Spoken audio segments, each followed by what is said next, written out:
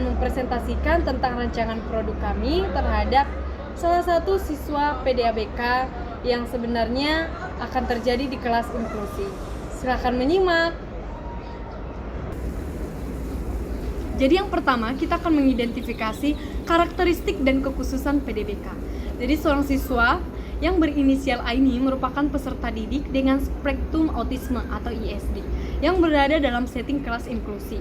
Berdasarkan karakteristik yang ditampilkan, subjek termasuk dalam kategori high functioning autism, yaitu individu dengan kemampuan kognitif dan akademik yang relatif baik, namun memiliki hambatan pada aspek regulasi emosi, interaksi sosial, dan fleksibilitas perilaku. Secara lebih spesifik, karakteristik si subjek dapat dianalisis sebagai berikut. Dari aspek kognitif, si subjek memiliki kemampuan akademik yang cukup baik dan bahkan menunjukkan keunggulan dalam bahasa Inggris. Hal ini menunjukkan bahwa secara intelektual, ia mampu mengikuti pembelajaran reguler apabila didukung kondisi emosional yang stabil. Nah, dari aspek emosi dan perilaku, hambatan utama dari si subjek terletak pada regulasi emosi. Ia mudah frustrasi ketika menghadapi tugas yang sulit yang kemudian berdampak pada perilaku maladaptif, seperti meninggalkan kelas. Ini sejalan dengan karakteristik ISD yang sering mengalami kesulitan dalam regulasi emosi. Nah, dari aspek perhatian, si subjek ini kesulitan mempertahankan fokus dalam jangka waktu yang lama, terutama ketika aktivitas kurang menarik atau terlalu menantang. Dari aspek fleksibilitas, ia menunjukkan kekakuan dalam menghadapi perubahan aktivitas yang merupakan ciri umum pada anak dengan autisme. Dari aspek sosial, si subjek membutuhkan dukungan dalam interaksi sosial yang positif, terutama dalam konteks pembelajaran kelompok. Dengan demikian, kekhususan dari si subjek tidak terletak pada kemampuan akademik, melainkan pada fungsi eksekutif, khususnya dalam regulasi emosi, kontrol diri, dan fleksibilitas kognitif. Berikutnya kita akan menganalisis kebutuhan belajar dan konteks inklusi. Dalam konteks pendidikan inklusi, kebutuhan subjek tidak hanya dilihat dari sisi akademik, tetapi juga dari dukungan lingkungan belajar yang responsif terhadap kebutuhannya. Berikutnya kita akan melihat kebutuhan belajar dari subjek.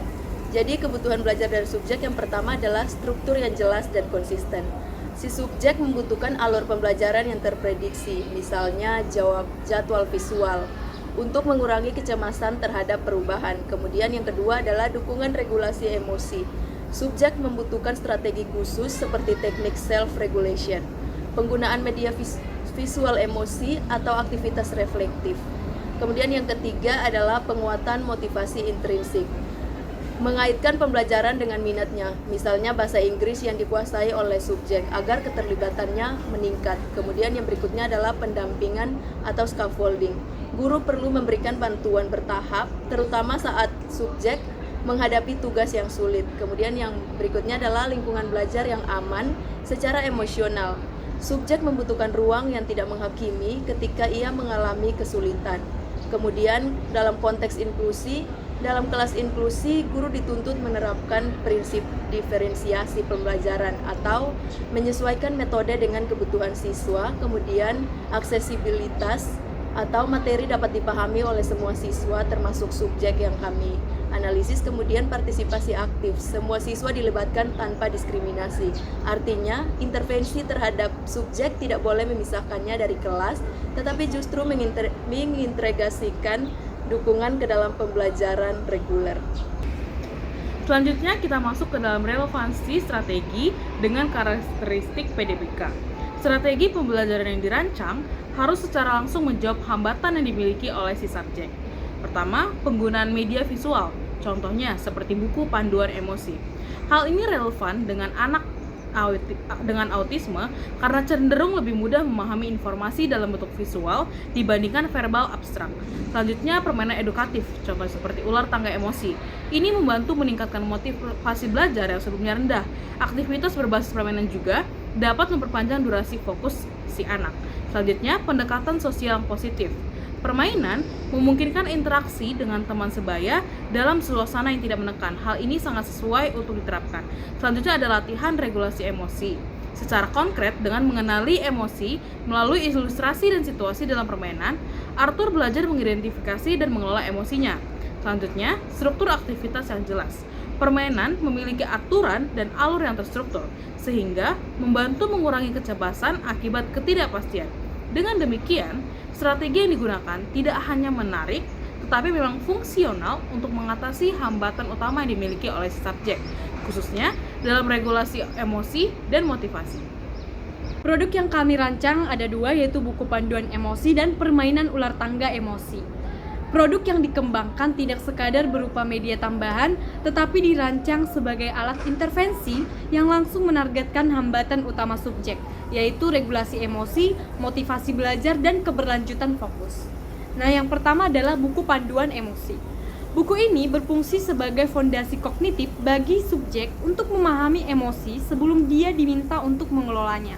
Isi materi tidak hanya mengenalkan emosi dasar senang, sedih, marah, takut, tetapi juga mengaitkan emosi dengan situasi konkret yang dekat dengan pengalaman anak.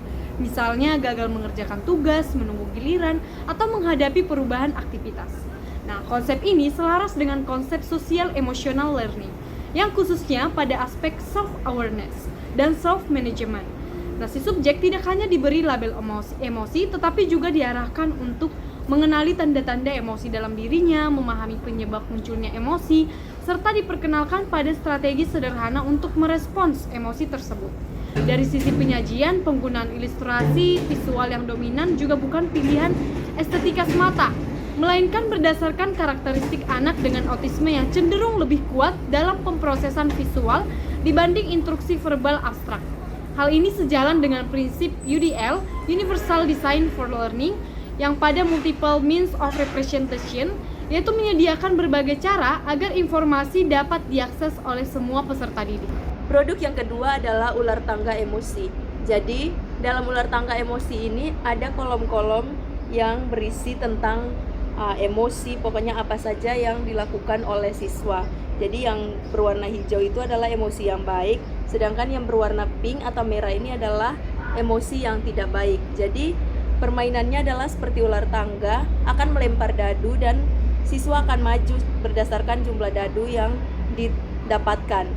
Ketika contohnya siswa maju ke angka 3, di sini ada angka 3, aku berusaha fokus saat belajar tanpa banyak terganggu. Di bagian ini siswa akan menyebutkan contoh dari fokus saat belajar dan berusaha untuk tidak terganggu itu seperti apa. Kemudian kalau dia mendapatkan emosi yang baik, maka di putaran berikutnya dia akan maju, dia akan memutar dadu lagi dan dia akan maju sesuai dengan dadu yang dia dapatkan. Sedangkan kalau dia mendapatkan emosi yang negatif, dia di putaran berikutnya dia tidak bisa mendapatkan giliran untuk maju. Jadi dia akan tetap di tempatnya selama 1 putaran. Ketika di putaran berikutnya baru dia dapat giliran untuk maju.